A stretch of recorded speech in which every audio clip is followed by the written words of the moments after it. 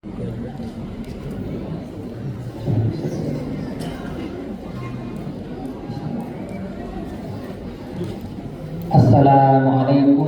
warahmatullahi wabarakatuh. Alhamdulillahilladzi anzala ala 'abdihi al-kitab wa lam yaj'al lahu iwaja qayyiman liyunzira ba'san shadidan min ladunhu wa yubashshira al-mu'minina alladzina ya'maluna as-shalihat anna lahum ajran hasanan makisina fihi abada wa yunzira alladzina qalu ittakhadallahu waladan. Nashhadu an la ilaha illallah wahdahu la syarika lah wa nashhadu anna Muhammadan 'abduhu wa rasuluh la nabiyya ba'da amma ba'd. Bapak-bapak, ibu-ibu, pengurus Masjid Baitul Mukminin yang sama-sama kita hormati. Berikutnya kepada Bapak Ibu, adik-adik kami, anak-anak, umumnya jamaah Masjid Baitul Mukminin yang kami banggakan. Malam ini kita sudah masuk ke 10 malam kedua. Ini masuk ke 10 malam pertama sudah kita selesaikan. Ramadan hampir di pertengahan.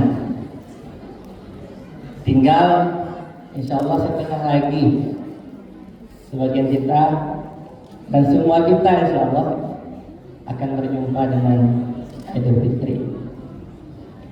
Ibu bapak yang kami muliakan, apresiasi untuk adik kita atau anak kita tadi yang sudah tampil di hadapan kita bersama.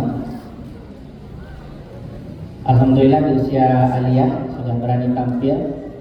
Mudah-mudahan kita doakan untuk kedepannya seperti doa pengurus tadi, beliau bisa lebih gemilang, bisa lebih cemerlang menjadi dai, tidak sekedar menyampaikan tapi juga mengamalkan. Amin ya rabbal alamin.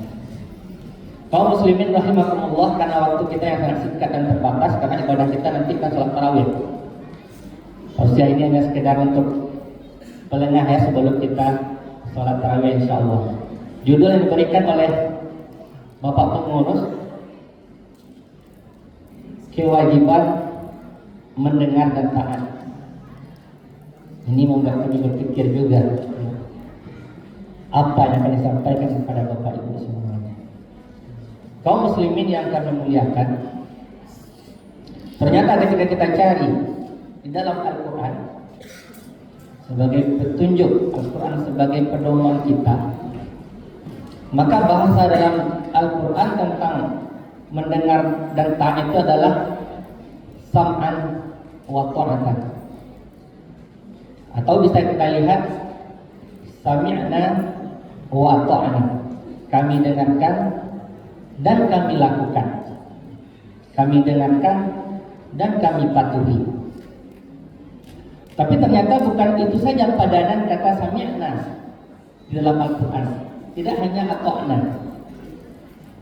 Ada kita temukan ternyata ada sami'na wa asayna, kami dengar tapi kami ingkari, kami dengar tapi tidak kami kerja.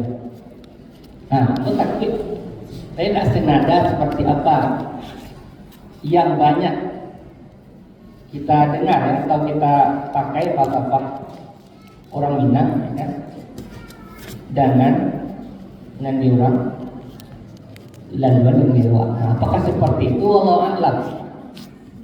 Biasanya kalau menipu, kalau menyinggung adat, sudah ceramah kok tambah pengajian di rumah. Karena almarhum ayahanda pada itu biasanya kan duduk di sabki. Beliau dan itu beliau pasti akan mempertahankan argumen adat keminangan beliau. Itu akan panjang nanti kalau kami bahas di rumah. Kita doakan orang-orang telah mendahului kita, jemaah masjid ini yang dulu meramaikan masjid kita, mudah-mudahan tempat terbaik insyaallah. Amin ya rabbal alamin. Bapak Ibu yang memuliakan, Ternyata sami'na wa ta'na itu ada sekitar 4 tempat dalam Al-Quran. Salah satunya kita lihat di surah Al-Baqarah ayat 285.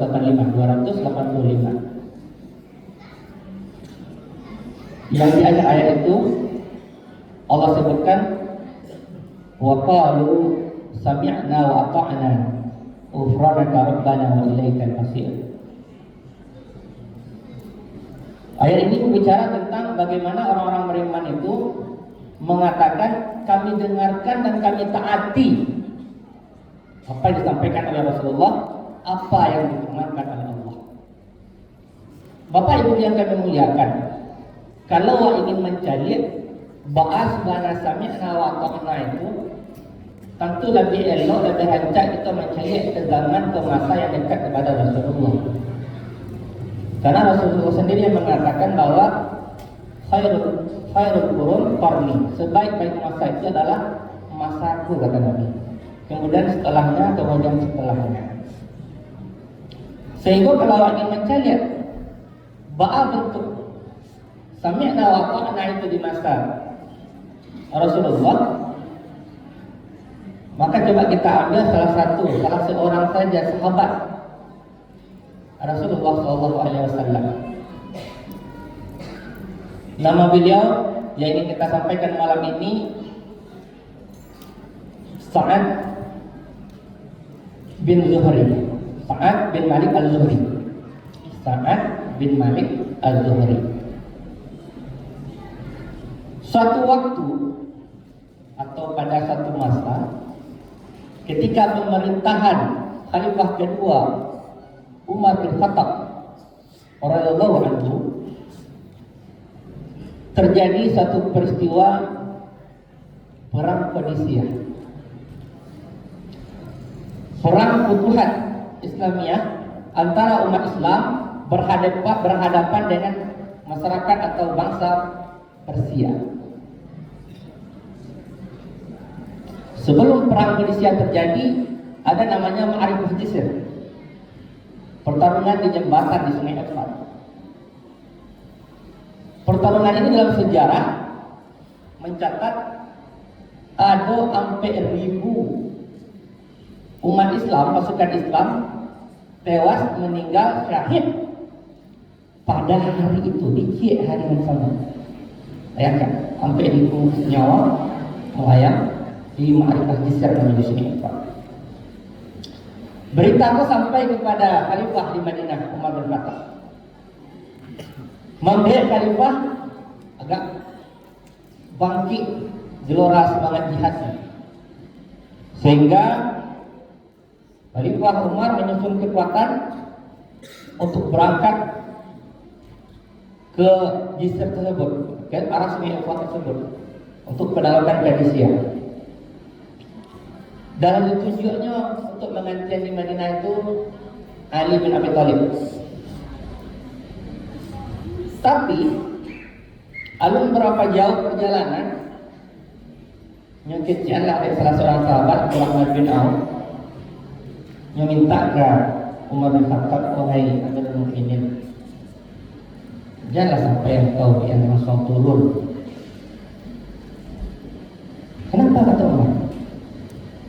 Ya ingatlah, kita adalah sebuah bangsa yang akan besar.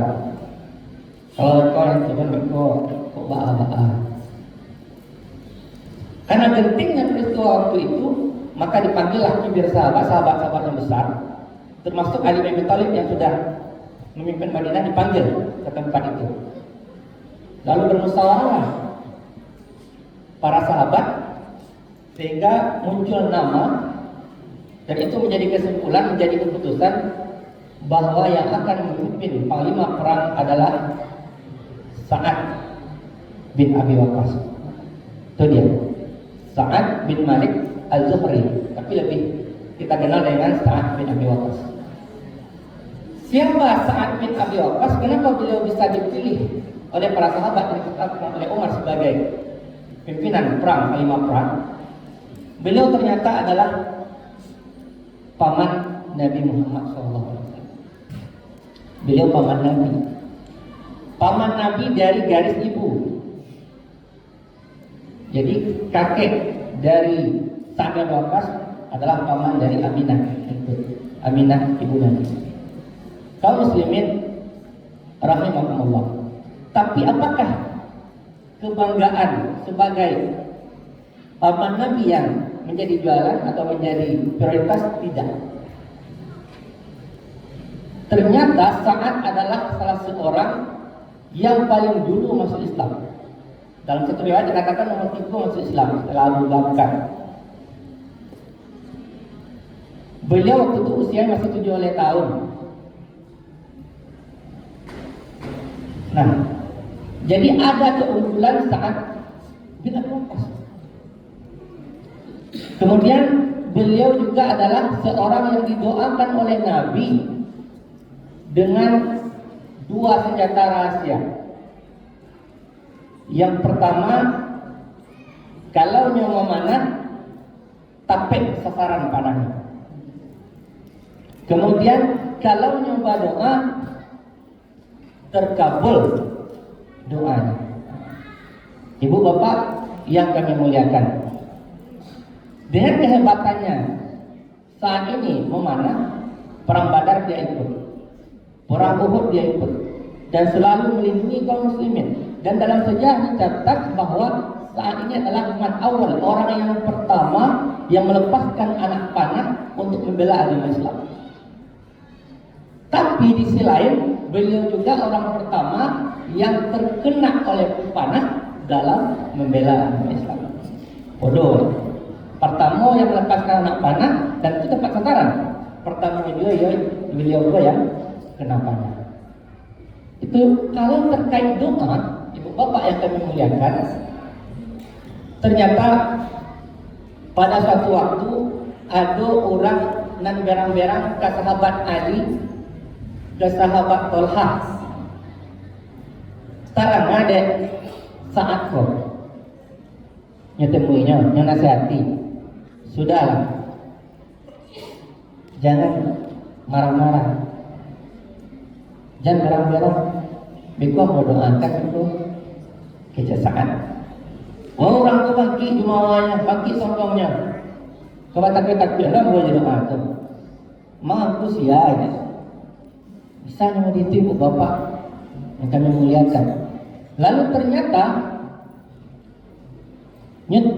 nyoba deh saat kau berdoa, nyoba baru doa dengan baik, kemudian nyoba sholat sunat. Setelah sholat sunat berdoa lagi kepada Allah, meminta ujung doa itu, ya Allah tunjukkan sebagai peringatan untuk hamba-Mu. Nah, dalam riwayat kita temukan ternyata ada unta liar masuk ke perkampungan itu, ke tempat mereka itu. Masuk si unta liar dari mana? Seolah unta ini mencari sesuatu. Dan ternyata unta ini berlari di dalam banyaknya orang itu, tepat mencari orang yang tadi sudah menghina, marah-marah kepada Ali, Tolha dan sahabat. Dan tepat sampai karena orang itu nyedongkaklah di unta, dongkak karena dadanya, dan waktu itu juga orang ini meninggal dunia. Unta berlari. Nah, ini salah satu dalam tarikh kita temukan bahwa kekuatan doa Sa'ad bin Abi Waqqas. Ibu bapak yang kami muliakan, apakah sampai di situ saja cerita tentang Sa'ad? Banyak ya. Tapi ciklelah jalan kok nyedigo. Apa itu? Turunnya surat Luqman ayat 12 itu berkaitan dengan Sa'ad. Sa'ad orang yang memiliki iman yang kuat dan tebal. Kenapa? Setelah saat kau masuk Islam, setelahnya masuk Islam, itu ibunya masih keadaan kafir. Tak senang ibunya dong. Tak senang mandinya ketika saat kau meninggalkan agama nenek moyangnya. Ini orang terpandang. Lalu berazamlah ibunya, banalkan ibunya, ini tidak makan, tidak menyentuh makanan, tidak minum sampai saat kembali ke agama lama. Lah lama, lah sekian hari, sampai lampian mati ibunya, bundanya, lakuri tidak makan, tidak minum, nya kecela berangkat saatnya yang dua saat pada orang ke rumahnya, sampai bertemu di ibunya, jadi lah orang terdekat, lama itu ibu kau, tidak juga dalam kecil, ibu kau. Lalu kecil saat yang mendaki ke ibunya, kata lima bunda itu yang sedang terbaring itu lampian mati itu yang sakarat, nyukarehan sarunya seketik dia terdengar ada orang lain.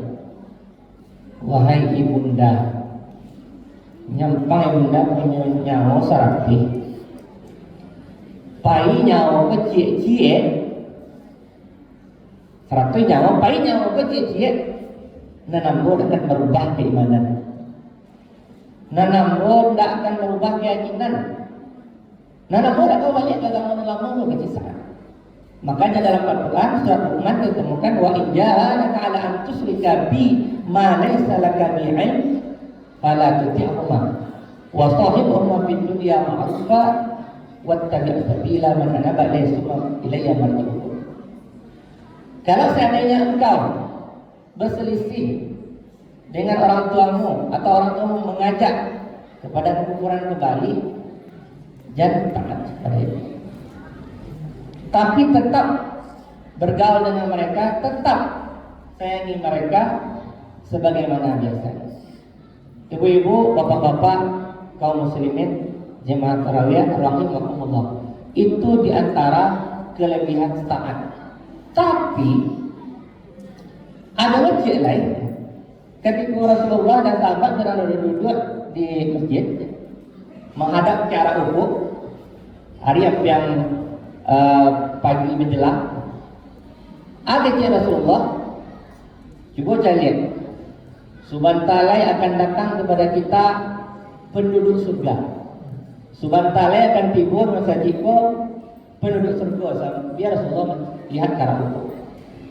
Bertanya-tanya sahabat, bagumam-gumam lah dalam hati, siapa yang kata itu? Siapa yang sampai Rasulullah penduduk surga? Dan tak lama sudahnya masuklah Sa'ad bin Abi Waqqas ini. Nah, tentu terkait para sahabat. Tentu bertanya-tanya sahabat, ada kelebihannya sehingga bisa menjadi penduduk surga padahal masih hidup di dunia. Maka ada yang penasaran banget, namanya Abdullah bin Amr. Nyetur dia lah Sa'ad bin Abi Waqqas sampai ke rumahnya. Penasaran, kemudian dia tanya banget, wahai Sa'ad, sebenarnya apa yang dilakukan sehingga kau bisa menjadi penduduk surga di kecil Rasulullah? Ada saat Rasulnya tidak ada orang lebih. Ada dari Rasul itu pula yang mengerjakan ibadah yang kalian lakukan, itu pula yang melakukan. Cuma dia gojek kecil saat.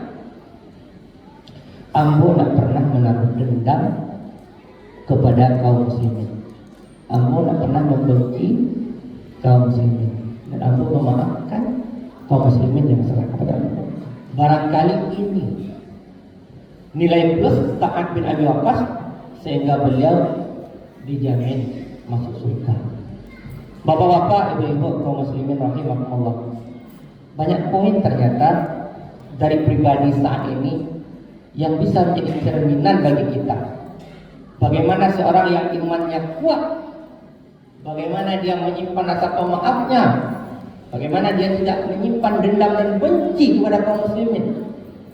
Dan dia juga dikenal dengan singa yang menyembunyikan kukunya. Kaum muslimin rahimakumullah. Lalu kembali kita ke perang Qadisiyah tadi. Diutuslah saat ini untuk memimpin 30.000 pasukan muslim, berhadapan dengan 100.000 lebih pasukan Parsi.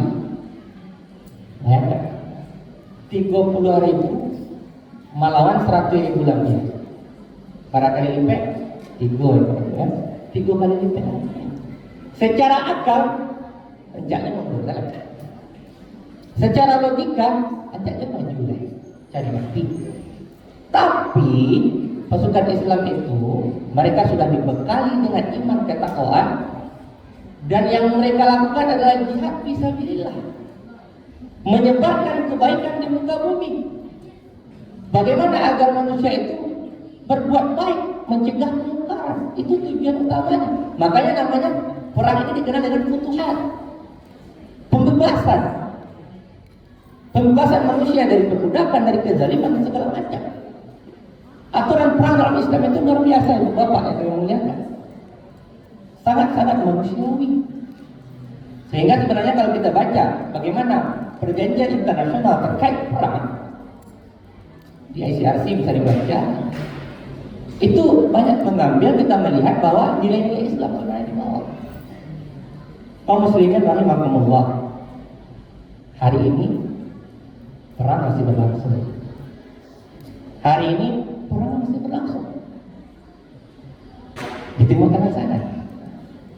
Kita baru mendengar petasannya saja. Barangkali ini bentuk salah satu bentuk latihan ya sebelum sebenarnya. Finauzubillah, mudah-mudahan tidak. Tapi bagaimanapun, menurut seorang ahli perang Cina, Sun Tzu, katanya dalam situasi damai bersiaplah untuk perang, dan dalam situasi perang bersiaplah untuk damai. Perang yang ini terjadi itu satu waktu nanti akan damai. Sedangkan situasi damai yang telah mau dirasakan gara-gara situ terjadi perang. Sebagai umat Islam kita harus siap. Sebagai umat Islam kita harus taat wa ta'atan. Sami'na wa ta'ana. Di mana bisa kita lihat sami'na wa ta'ana ini? Enggak usah jauh-jauh Ibu Bapak. Kita sudah latihan hampir tiap hari. Kalau Patang pemimpin kita latihannya di Barak kan, ada sekitar sebulan Pak atau 2 bulan. Kita umat Islam tiap hari latihan di batalion kita. Taruh lagi di batalion Metro Mini. Gimana latihannya? Sholat yang kita lakukan. Sholat ini adalah pendidikan. Pendidikan bagaimana kita patuh kepada pemimpin, kepada imam. Sholat harus lurus dan rapat barisan. Pelajaran pertama dalam pendidikan itu kan PBB. Kita dalam sholat saf diluruskan, dirapatkan. Dalam satu riwayat ditemukan bahwa Ali bin Abi Thalib ketika disuruh untuk meluruskan saf itu beliau pakai pedang. Jangan pakai di pedangnya berarti tidak lurus. Ini alhamdulillah kita tidak sampai seperti itu. Tapi ini bagian bagaimana umat Islam bisa disiplin. Ketika saf sudah lurus, waktunya juga harus jelas. Tiba waktu sholat masuk, kita harus hadir. Kemudian patuh kepada pemimpin, kepada imam itu. Kalau imam Allahu Akbar takbiratul ihram tidak boleh Pak. Takbir seorang-orang. Imam bilang bagaimana kan? Takbir tidak boleh. Aturannya kan kapan? Ketika imam sudah takbiratul ihram baru ikuti. Ketika imam sudah sampai di Dhalin, selesai ini baru kita amin. Kan ada yang kalau solnya duluan aminnya padahal disampaikan. Boleh. Ini salah sebenarnya. Maka kaum muslimin, Bapak Ibu yang kami muliakan, kepatuhan dan ketaatan itu sudah ada kita laksanakan. Sami'na wa ta'ana itu sudah kita coba praktekkan. Tapi mungkin ada skop kecil, ada skopnya yang besar. Skop kecil adalah salah satu bentuknya dalam keadaan sholat ini. Selama kita punya imam, kita patuhi, kita dengarkan, kan dengarkan itu apa imam, kemudian kita laksanakan.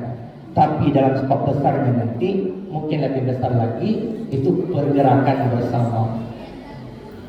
Perang kita tidak bisa mengingkari kalau itu terjadi. Dan dalam Al-Quran itu disebutkan ayat tentang perang. Awal tentang puasa tentang Ramadan itu luar biasa, alhamdulillah penerimaan kita. Ya ayyuhalladzina amanu kutiba alaikumusiyam. Tapi ketika kutiba lain disebutkan awak ajak menghindar. Ya ayyuhalladzina amanu kutiba alaikumus qisas. Itu sebelum ayat siam, sebelum puasa. Hai orang yang beriman, diwajibkan untuk kalian qisas. Kapan qisas itu? Kalau ada orang pembunuh itu juga harus dibunuh. Tapi banyak yang terjadi menghindar pada situasi ini. Kutiba alaikumul qital, di ayat yang lain diwajibkan kamu untuk kamu berperang. Allah tahu bahwa sebenarnya banyak yang mengingkari, banyak yang tidak setuju, banyak yang tidak suka. Tapi ingat, asa antu syai'an wa huwa khairul lakum, wa asa antu tukrahu syai'an wa huwa khairul lakum. Bisa jadi sesuatu yang kamu suka itu buruk untukmu, tapi bisa saja apa yang kamu benci itu sebenarnya baik untukmu. Perang nanti yang mungkin terjadi tapi tidak disukai oleh orang lain, awak benci terhadap kejadian itu, tapi bisa jadi itu adalah terbaik cara Allah ingin membuktikan, Allah ingin mengembalikan kejayaan kita umat Islam. Mudah-mudahan apa yang kita sampaikan pada malam ini berbekas untuk kita semua.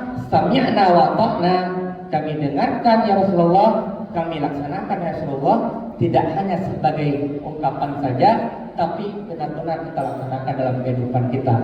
Bagaimana cara kita mengetahui apa yang disampaikan oleh Rasulullah, apa yang disampaikan kepada Allah oleh Allah? Kembalilah kita membaca Al-Quran, membaca hadis Nabi. Ramadan adalah bulan diturunkan Al-Quran. Perbanyak baca Al-Quran, mudah-mudahan pahala kita semakin banyak, dan kebaikan-kebaikan dalam Al-Quran juga bisa dilaksanakan dalam kehidupan ini. Terima kasih banyak atas segala perhatian. Mohon maaf atas segala kekurangan. Billahi taufiq wal hidayah. Assalamualaikum warahmatullahi wabarakatuh.